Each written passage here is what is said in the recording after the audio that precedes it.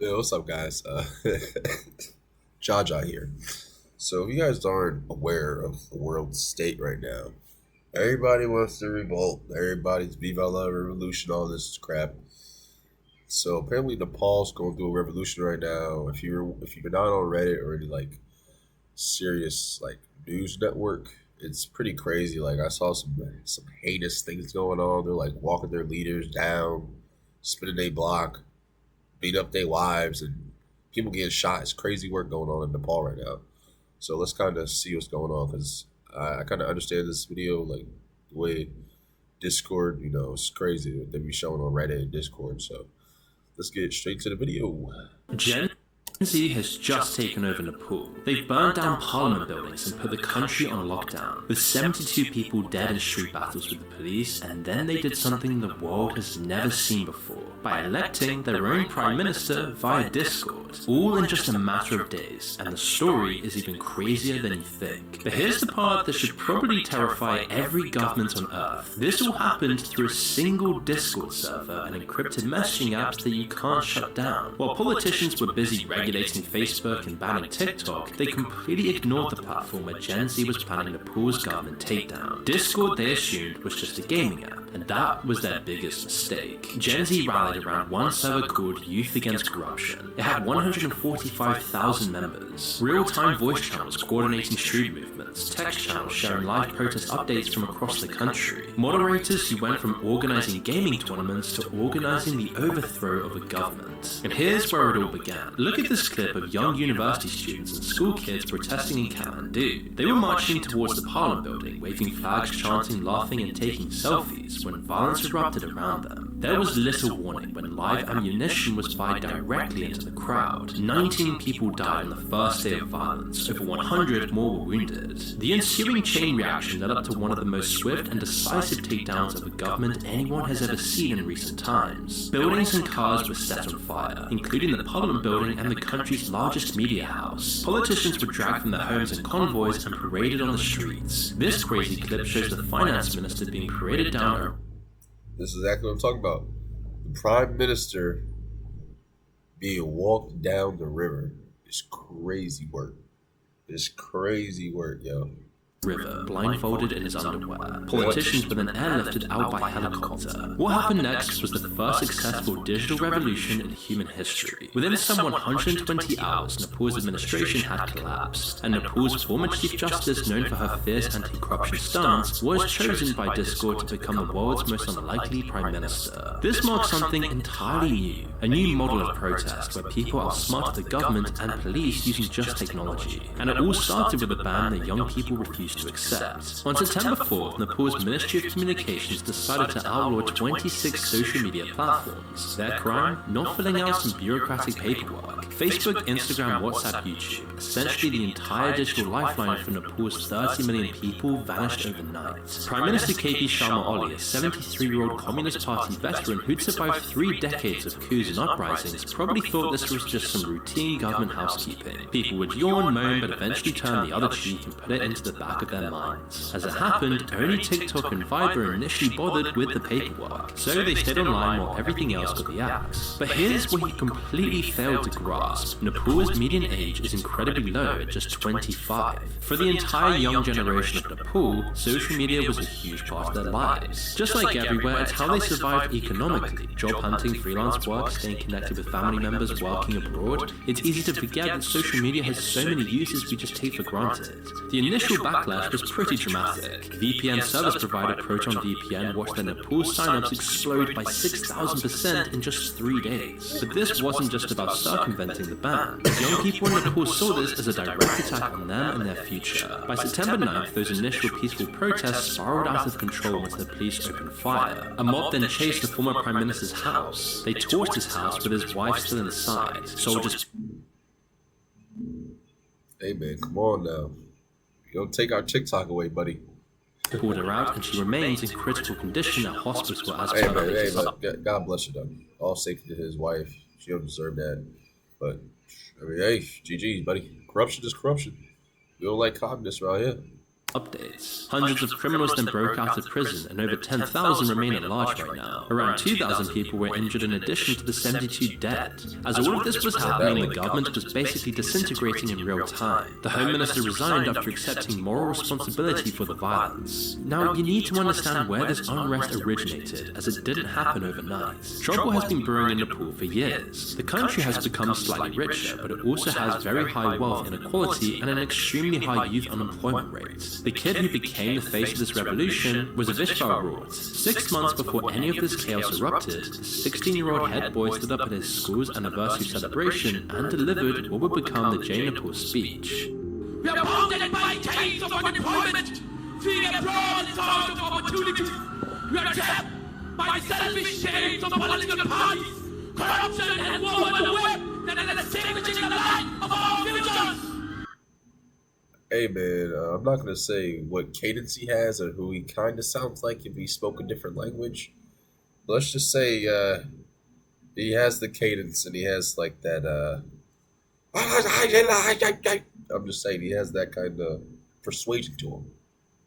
Not that that's a good thing or a bad thing. I don't know. Y'all take y'all. I don't know, man. I hear from me. Rise! We are the torture bearers of change. If you do not raise our voices, who will? The video went absolutely... Bro, if he just threw his arm up straight in a salute, I wouldn't be surprised. I'm joking. But he does kind of give that persuasion, that you know. viral against every platform the government... He's in high school doing that, yo. Come on down, Nepal. You go, brother.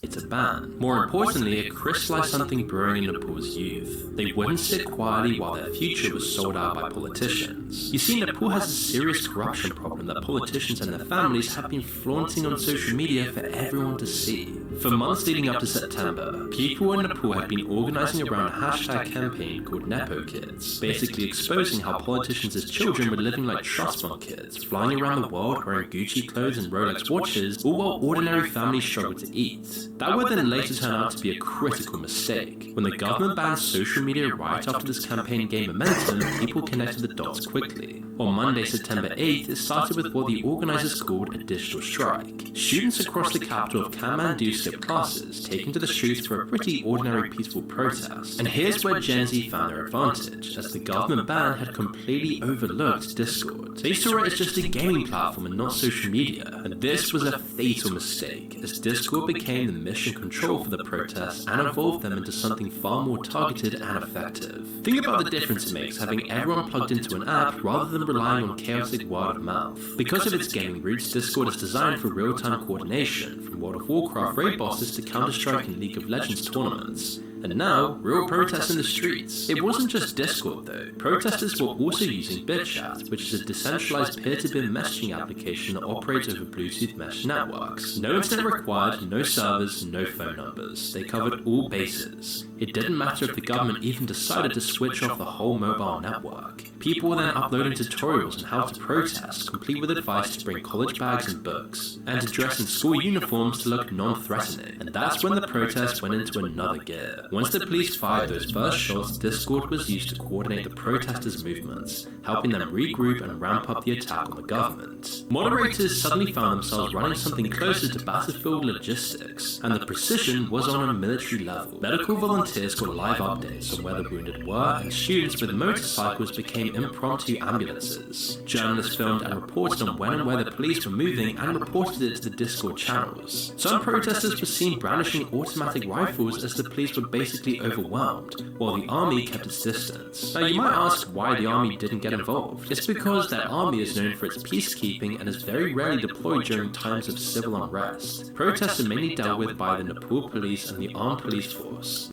Hey, bro, they lucky that army didn't get involved, boy. I'll tell you.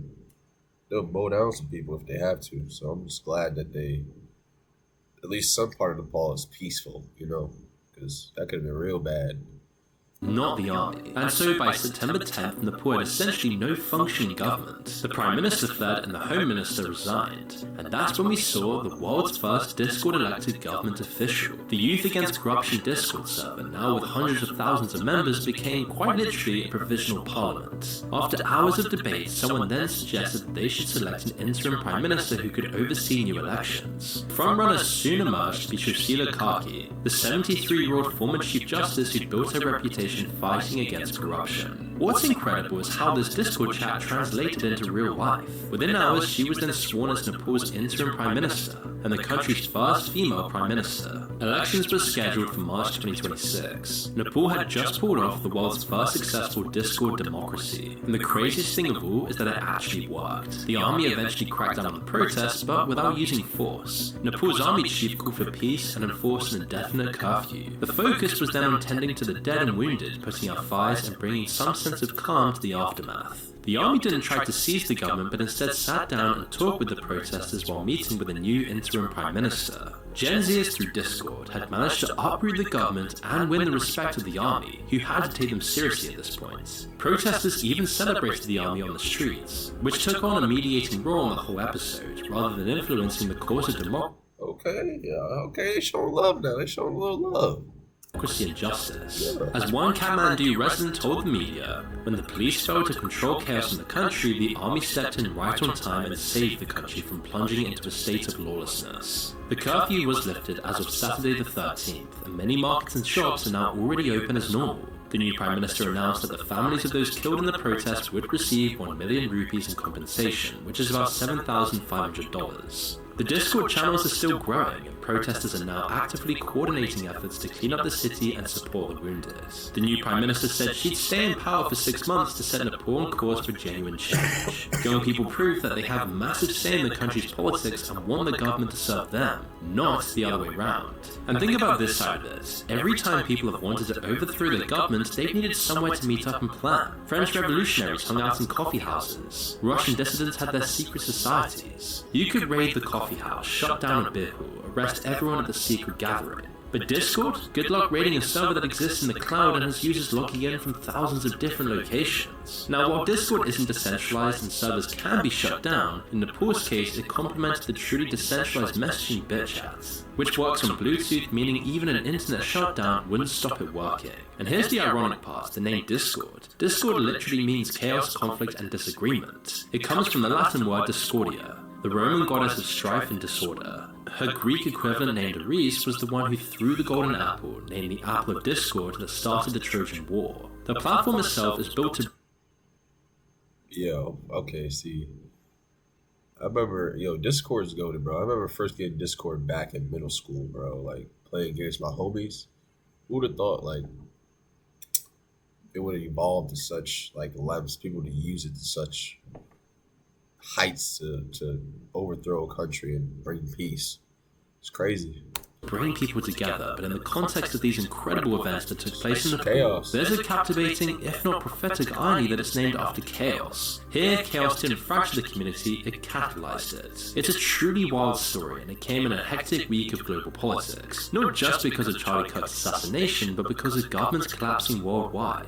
In Japan on September 7th, exactly 1 day before Nepal's protesters got shot in the streets, the Japanese Prime Minister walked up to a podium and resigned. His Liberal Democratic Party, which had basically run Japan since 1955, had just lost its majority in both houses of parliament. This was a huge turning point because they couldn't survive young Japanese voters deciding they were completely done with traditional politics. Among young Japanese voters, the traditional parties like this one are getting absolutely crushed, and now most people are flocking to alternatives instead. And the result is that Japan is now hunting for its 5th Prime Minister in just 2 years. The world's 4th largest economy has essentially become ungovernable. Over in Europe, France had its own spectacular political meltdown. On September 8th, the exact same day Nepal's protesters were dodging bullets, Emmanuel Macron watched his 4th Prime Minister in 12 months get absolutely destroyed in a no-confidence vote. Adding to that, Germany's coalition fell apart, and the UK has protesters lining the streets of London, with a government that both the left and right now hates. And after the Kirk assassination, the US is more divided than it's ever been since the Civil War. And that's when you realise this all probably isn't just a coincidence. According to the Global State of Democracy Project, over about half of all countries they track have gotten worse in democracy over the past 5 years. We're seeing, quote, unprecedented global declines in judicial independence, press freedom, and electoral integrity. The numbers are genuinely scary. 45 countries are currently sliding towards authoritarianism, while only 19 are becoming more democratic. The political analyst Ian Bremmer calls what we're entering the G0 world, where basically nobody's in charge anymore.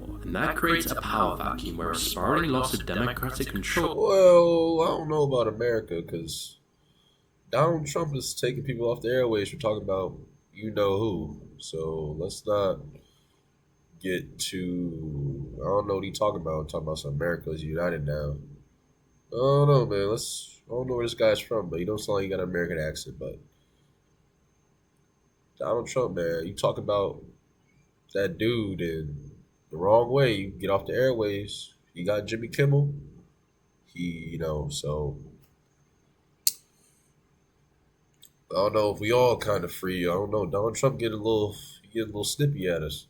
Becomes more likely, simply because people feel like the system just isn't working for them. You've got rising costs everywhere, stagnant wages, housing that's impossible to afford, and politicians who seem interested in fighting each other rather than solving problems. When people work hard and still can't get ahead, they start looking for alternatives. Then there's the trust issue. Democratic institutions that used to generally command some level of mutual respect or at least acceptance are now seen as either incompetent or corrupt. The double-edged sword of social media has made political polarization even worse, but it's also exposed just how dysfunctional a lot of these systems truly are, and young people generally get the worst deal of all, so naturally they're gravitating towards anything that promises substantial change, which is why what's happening globally is basically a massive experiment on whether democracy can adapt and reform itself, or whether it will be replaced by something else entirely. But Nepal showed us that young people can dictate terms when they're motivated, brave, and organized. Their Discord experiment might sound crazy, but they're building something more responsive to what people actually want. It's a bold statement, and a glimpse into how politics might work when today's younger generations become the dominant force in political decision-making. Wow. No outro, no like, subscribe, none. Just straight to the point. That boy cold, man. Shout out to Moon for putting this on. Like, subscribe, comment. The goats. Yeah, I see what's going on, man. I keep your eyes open. Get ready if y'all see some heinous actions in this revolutions. Yeah. Ciao, ciao.